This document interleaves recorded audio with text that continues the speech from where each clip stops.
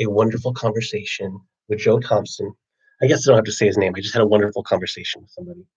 And we were talking a little bit about gatekeeping. And at a certain level, I want to touch on this. I think I already did a video about this, but I want to touch on this.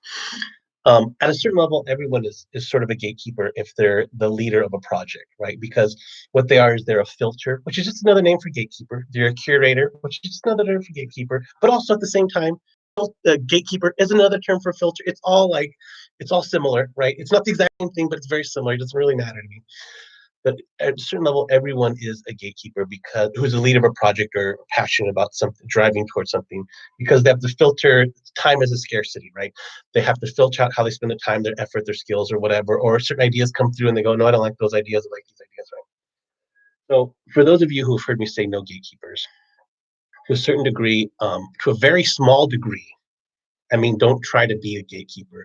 There's destructive gatekeepers that are like, I'm only going to let my friends do this, or I'm going to let people I like do this, or people that inflate my ego do this. Like, those are destructive gatekeepers. But all gatekeepers are destructive. What I'm saying is, don't wait for the acceptance of someone else to do what you love. What I'm saying is, don't view other people with the authority of gatekeeping to pursue what you want to do. If you're interested, it's always related to improv. But if you're interested in starting an improv team, don't wait till someone else gives you stage time or casts you in an improv team. Go start your own improv team. Don't worry for a gatekeeper to give you permission to do what you want to do. If there's someone in your region that's oppressive or doesn't like new teams, who cares? They don't own improv. Don't it's so I would say to them, yeah, don't be a gatekeeper, but that's not what I mean when I say don't take. That's like I said, it's a very small percentage.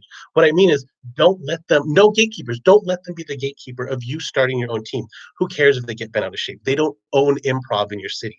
They're going to start the gossip train. They're going to start whatever they want to do. Who cares?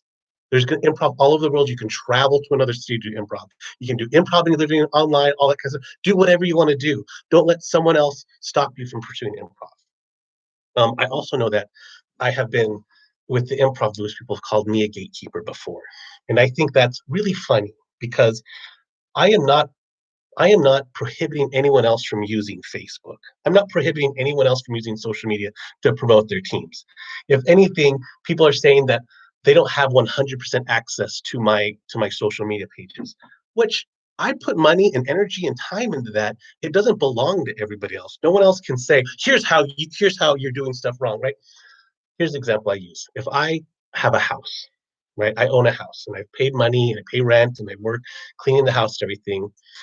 um, some random person in another city comes through and goes, "You're not sharing that house like I want you to," right? How dare you? You're a gatekeeper because you're not letting 30 people live in your house. You're not letting this other person live in your house rent free.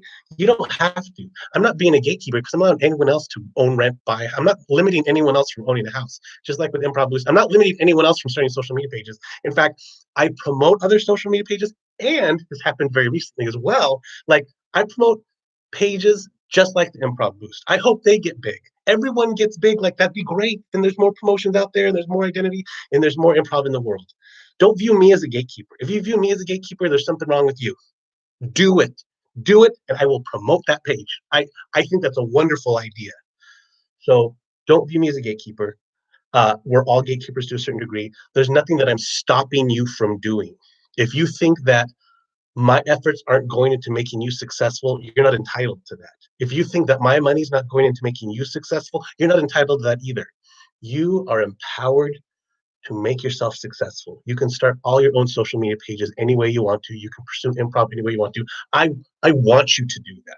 I want you to create these social media pages. I will promote them as much as I can, but you're not entitled to the efforts, energy, skill, money of anybody else in the world. That's not yours to just automatically have. You have to earn it. You have to accept that I'm a human being too. I have my own stuff going on as well. I've been affected by the quarantine, by the lockdown. One of the reasons I started this live journal thing, I get overwhelmed really easily. Okay, I gotta go. My wife just made. Okay, bye everybody. I'll talk to you later.